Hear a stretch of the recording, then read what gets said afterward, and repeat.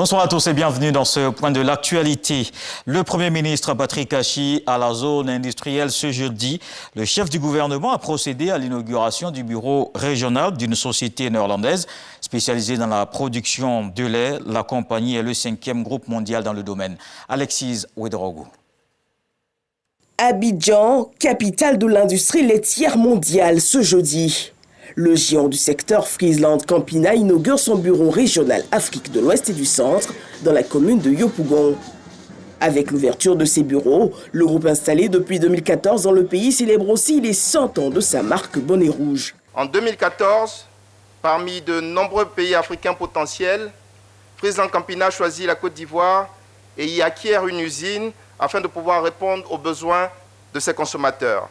Ce bureau régional couvrira 18 pays en Afrique de l'Ouest et du Centre, faisant ainsi d'Abidjan le hub de notre stratégie sous-régionale d'expansion en Afrique.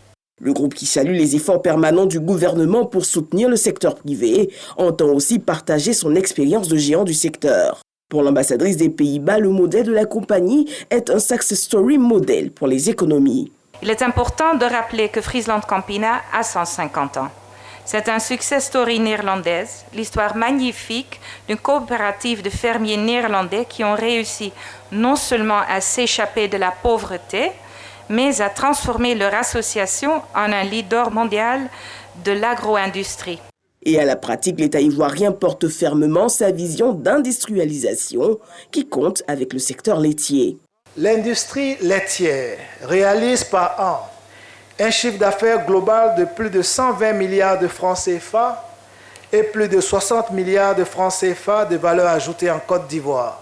La cérémonie de ce jour est la preuve que les actions menées par le gouvernement pour améliorer l'attractivité de l'économie ivoirienne en général et pour le développement du secteur industriel en particulier portent leurs fruits. Quand il s'installe au pupitre, Patrick Achi félicite le groupe clé de l'industrie laitière, mais aussi les Pays-Bas, premier client de la Côte d'Ivoire, 3e pays européen exportateur en destination d'Abidjan. À travers ce nouveau siège et l'ensemble des investissements réalisés en Côte d'Ivoire ces dernières années, le groupe Friesland Campina donne ainsi un signal fort à l'ensemble des acteurs du secteur privé. Oui, 1000 fois oui, il est non seulement possible, mais stratégique, d'implanter des activités industrielles majeures en Côte d'Ivoire pour développer ensuite des activités dans l'ensemble de l'Afrique de l'Ouest. Le chef du gouvernement précise l'importance de la participation des acteurs locaux.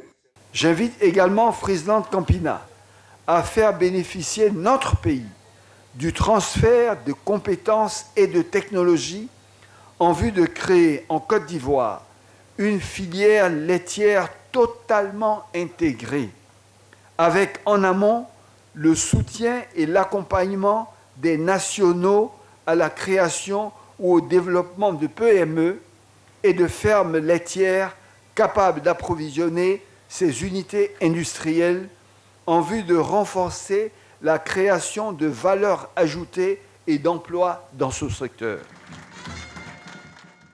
5 pionniers du bureau régional ont été récompensés pour leur contribution à l'implantation du groupe.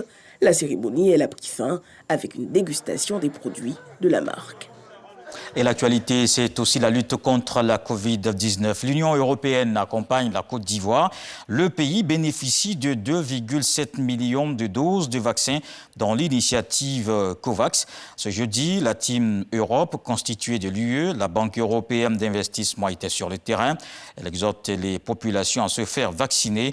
Un message entendu par les habitants du quartier Zoo à Williamsville qui s'étaient mobilisés pour recevoir les doses de vaccins. Ouverture hier du Salon international de la géomatique. La 5e édition a démarré par des panels. Ce jeudi, le ministre de l'Enseignement supérieur et de la Recherche scientifique Adama Diawara a procédé à l'ouverture officielle de la rencontre. L'événement va durer 3 jours, marqué par plusieurs conférences sur la géo-information. Dans le reste de l'actualité, le président français Emmanuel Macron et son homologue américain Joe Biden se sont expliqués après la crise provoquée par la rupture du contrat sur les sous-marins australiens.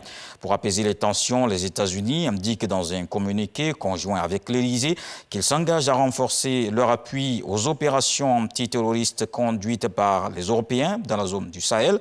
Une nouvelle étape pour cette collaboration qui dure depuis plus de 8 ans. En plus du transport avec US Air Force, les États-Unis déploient au Sahel de petits bimoteurs très efficaces dans les zones d'intérêt. Ils captent sur leur passage toutes les communications radio. On termine en France où le parti de droite réunissait ce mercredi son bureau politique. Au menu, le mode de départage des candidats et deuxièmement, les résultats de l'enquête d'opinion. Pour tester ces candidats pour 2022, les résultats donnent Xavier Bertrand dans sa position de leader, mais Valérie Pécresse n'est pas loin et Michel Barnier confirme sa position de troisième homme. Voilà pour le flash d'information. Je vous donne rendez-vous à 20h pour la grande édition. À suivre tout de suite les infos régionales.